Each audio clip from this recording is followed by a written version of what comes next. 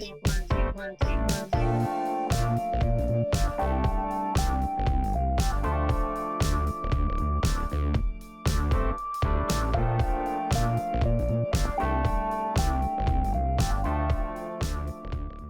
from Tokyo, my dear friends. This is Daisuke, and I very much hope that this video finds you well and in very good spirits wherever you are in the world.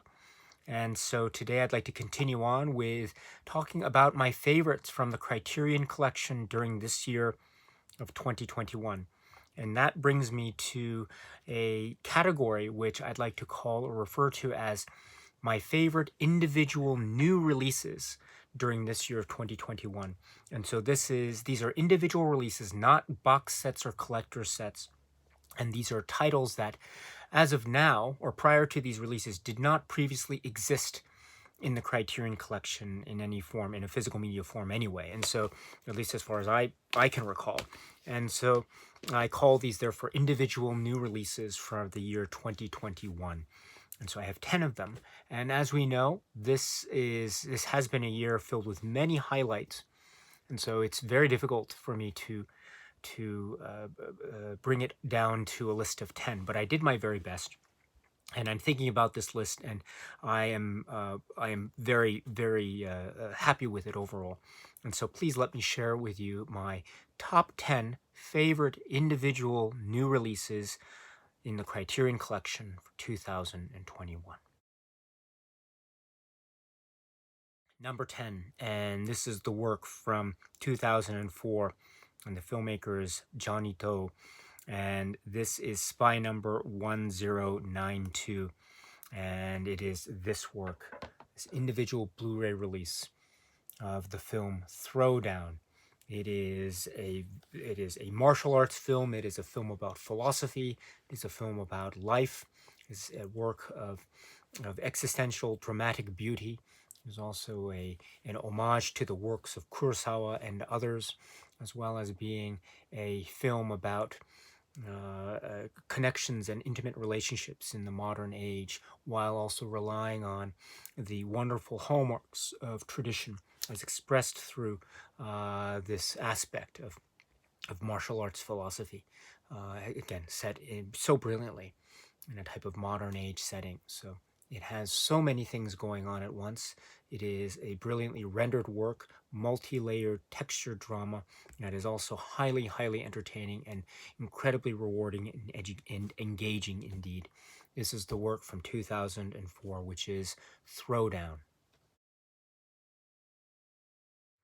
Number 9, and this is the work with Spy Number 1100, and it's from 1957, and the filmmaker is Jack Arnold, and the name of the work is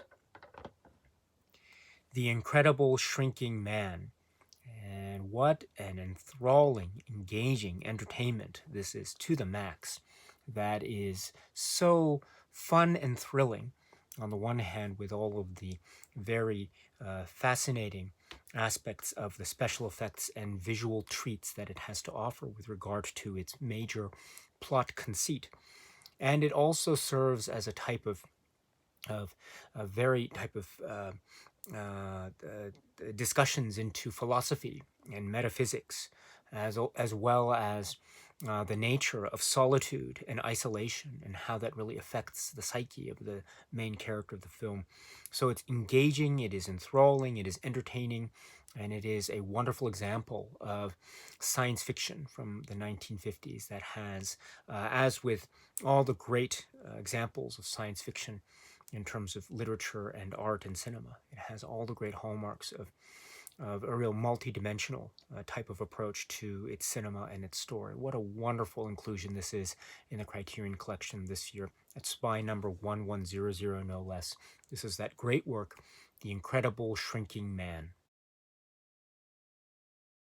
Number 8, and this is a work whose spy number is 1089, and it is a work from 1998, and the filmmaker is Hirokazu Koreeda. And the name of the work in English is Afterlife. And my goodness, when I heard the news that Afterlife would be coming to the Criterion Collection, I was over the moon. And indeed, the word moon I use on purpose here for anyone who knows the film. And indeed, too, when the release actually came and arrived at my doorstep, I examined it and I explored it and I devoured it immediately. And my goodness, it was a lovely return to this particular world that I had known so much through many multiple viewings prior to this release. And now with the Criterion release here, I am re-engaged, I am invigorated. I am totally absorbed by the lovely drama, very quirky, very funny in places, also very tender and very heartfelt and very softly, quietly tragic at the same time, while also pushing all the buttons with regard to concepts about life and afterlife, about existence, about memory, about the divide between reality and fiction, between narrative drama and documentary, and what is the divide as it exists in the hands of Koreeda and company in the form of this brilliant work, Afterlife. What a wonderful, wonderful collection the Criterion collection is, and it is made even more wonderful by the inclusion of this brilliant work, Koreeda's film Afterlife.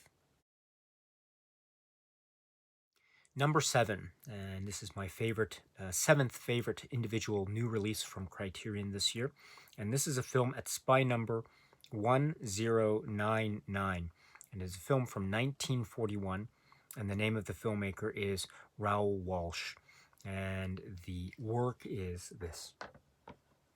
High Sierra. Wow, yes, another title, another great example of just being totally excited when this had been initially announced. And my goodness, the Criterion Collection did not disappoint with this particular release, in my eyes anyway.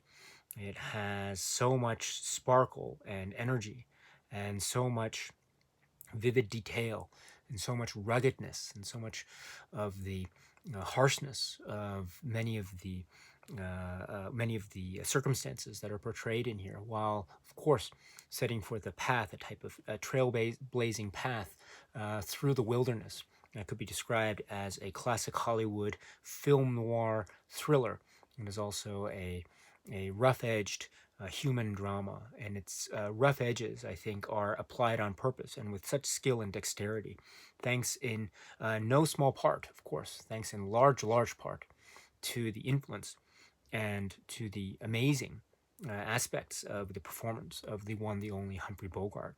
And so here we have a brilliant performance, star-turn performance, and his dynamics with many of the other performers, in particular his relationship with the character played by Ida Lupino, is just stellar. So well done, Criterion, for being able, to introduce this into the collection. This is, of course, High Sierra. Number 6, my 6th favorite individual new release from this year, 2021. And this is a work that has been designated spy number 1073. And this is from 2003. And the name of the filmmaker is Bong Joon-ho. And the name of the work in English is Memories of Murder.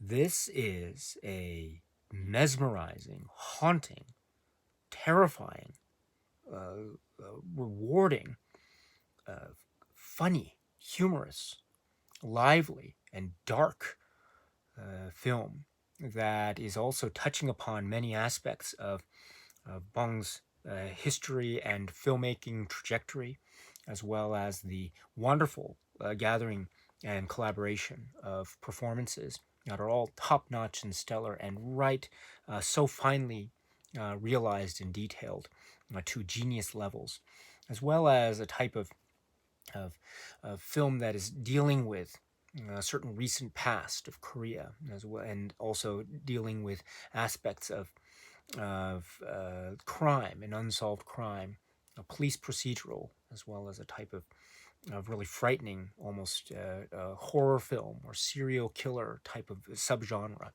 while also touching upon various aspects of, as I say, history, both the recent history and perhaps further back. And so it is a incredibly dense film that has so many enigmas, and mysteries embedded within it. It still maintains its sense of pace, drama, suspense, action, and mystery, and drive and propulsion forward that is also uh, augmented, or is also punctuated by moments of humanity and moments of humor and comedy. And indeed, those points of humor and comedy, and indeed the points of humanity, can be seen to be hopeful. They can also be seen to be cynical. In any event, it is running the gamut of that rich, rewarding thing, which we can also refer to as the human condition, with many points of application of pressure, intense pressure, due to the external circumstances of these really horrifying and frightening events that are the subject matter. However, or in the hands of Bong Joon-ho and company, we have a truly gripping thriller that is so textured and so filled with many details that continue to fascinate to this day. This is the work Memories of Murder. Number 5 in my favorites list of individual new releases from the Criterion collection. This is the work which has been designated by Criterion at spy number 1070, and it is from 1996. And the filmmaker is Mike Lee. And the name of the work is Secrets and Lies. Secrets and Lies is a film that is very near and dear to my heart. I remember being able to see it in the theater when it was initially released, and ever since, my my engagement, my journey with this film has been pretty much constant throughout my life, even up to now, and especially due, or thanks in part in terms of the continuation of such journey, to the Criterion collection because of this recent release. And my goodness, this is a welcome release indeed.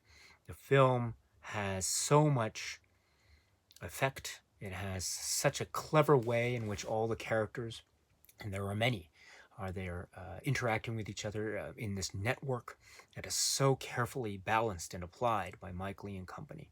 And there's such a balancing game, a balancing act going on. All the people with all their agendas, sometimes they are aligned and in parallel, sometimes they're completely in different worlds from each other. So it's impossible to find a source of common ground, and that's part of the way in which the drama unfolds, this idea of misunderstandings or not connecting, and those non-connections or misunderstandings can lead to further hugely impactful dramatic events that could have ramifications that last potentially a lifetime, even beyond. And so there's so much at stake here, but at the same time, during this rather epic feel of the stakes that are really on display, we also never lose sight of the intimate connections and the warmth and the tragic dimensions and the loneliness and the sadness, and indeed the possibility of triumph and hope in the face of all of it. And my goodness, it is such it remains very, very emotionally powerful indeed. This is the work Secrets and Lies. Number 4 in my favorite individual new releases from Criterion 2021.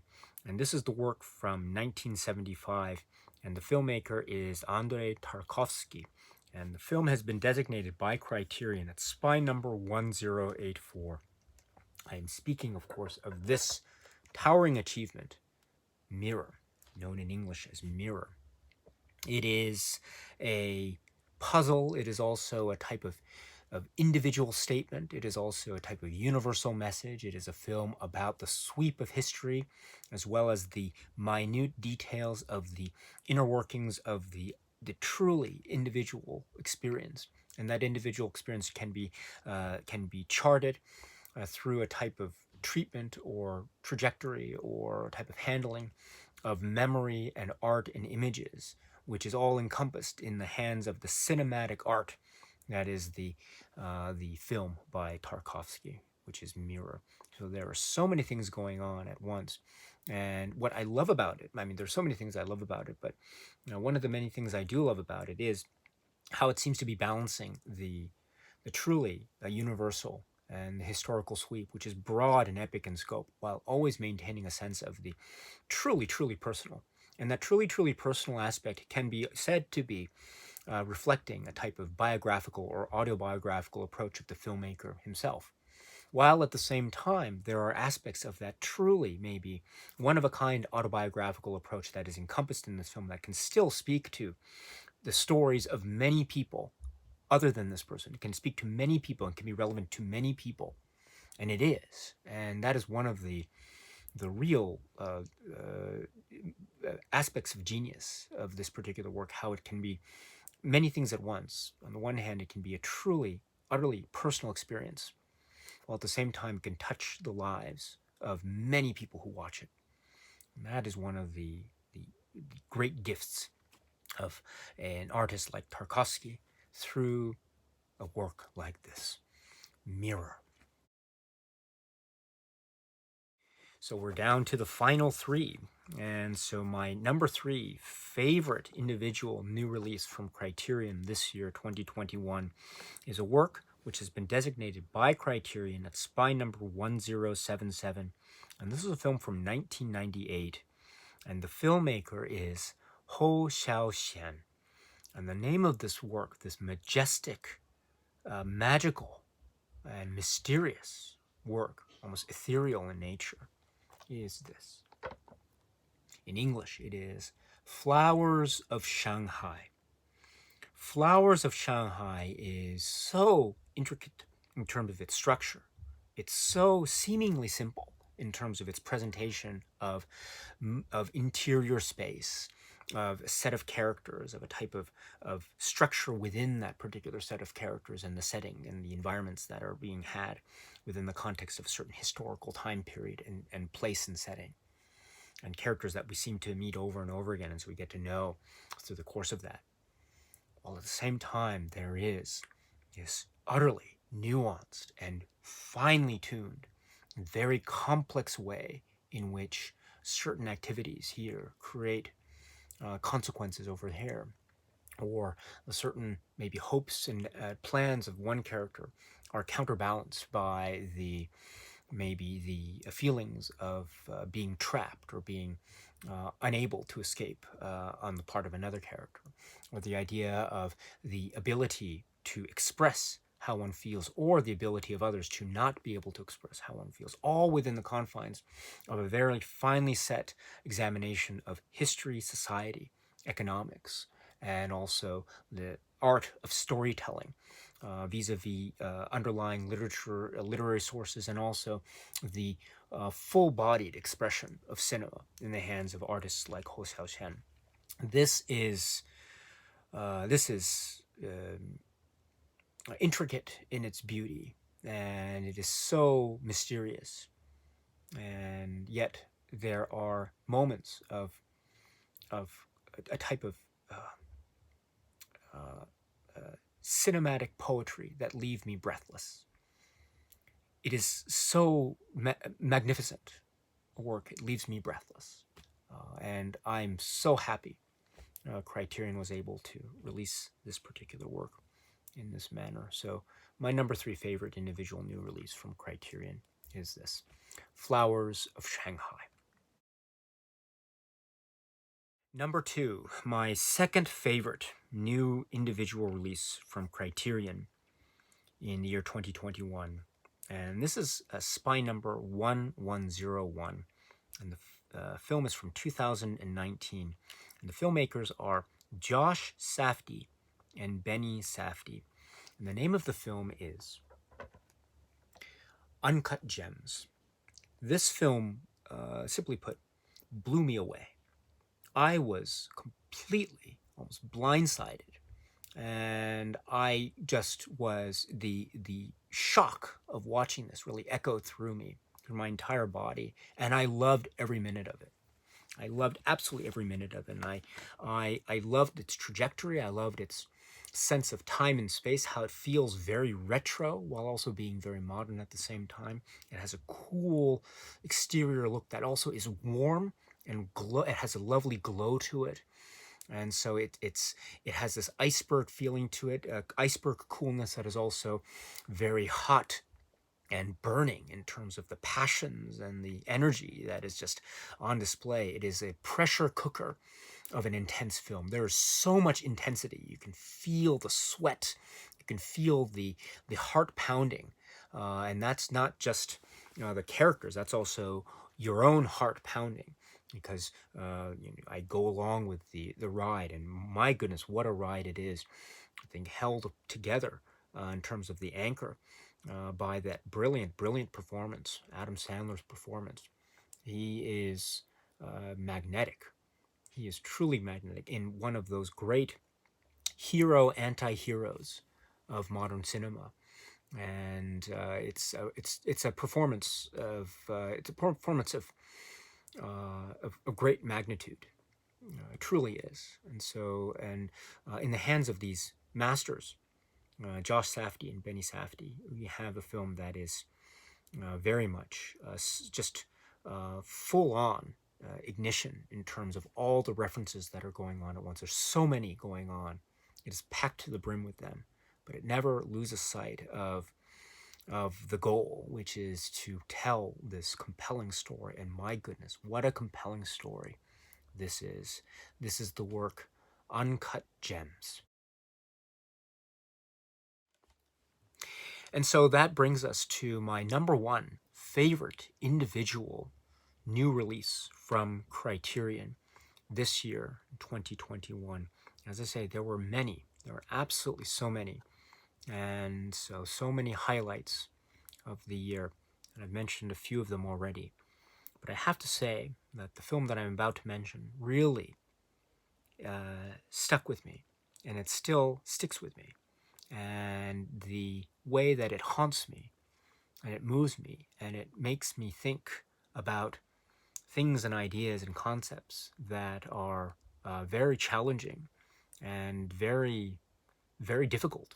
And it does it in a way that is very welcoming, and also in a sense of air and spirit, in which I know that I am in the hands of master filmmaker, master artists, performers, and the like. This work is brilliant, and it is my hope that as many people see it as possible through releases such as this particular Criterion release during this year of 2021. And I'm speaking about a title that has been designated by Criterion at spine number 1102. And it is a film from 1960. And the name of the filmmaker is Satyajit Ray. And the name of the work is Davy.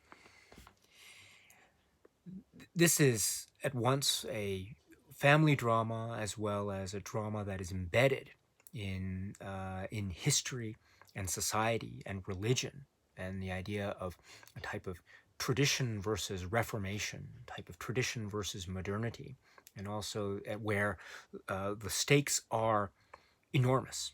The stakes in this film are enormous. And one move in one direction could have huge ramifications. And indeed, we see the potential of that played out in the drama, which is intense, which is brilliantly rendered, which is so moving, and which is so universal and accessible through the many windows that the great filmmaker Satyajit Ray and company, these artists, provide to us, the viewers, to make this film that is long-lasting, eternal in terms of its effect and power and prowess as a work of art, a genuine work of supreme art. It is an example of the greatness of cinema, and in the hands of the great artists like Satyajit Ray, we have many works, among which is one of the greats here. And I'm so happy that Criterion was able to release this film the way that it has. And as I say, I truly, truly hope that as many people get a chance to watch this work, because it is It is one for the ages, truly is. This is my favorite individual new release from this year, 2021, from the Criterion Collection. This is the work Davy. Okay, my friends, so that's it for now in terms of individual new releases. Do you have any favorites yourself? If you do, please feel free to let me know in the comments section below. As always, I would very much love to hear what it is you have to say. So we have one more video left. So if you are interested, I look forward to seeing you at the final video. And until then, my friends, please be happy and healthy and well. And please keep on watching a lot of great, great movies. Thank you so much, as always, for your time. I very, very much appreciate it. Stay strong, stay safe, and cheers.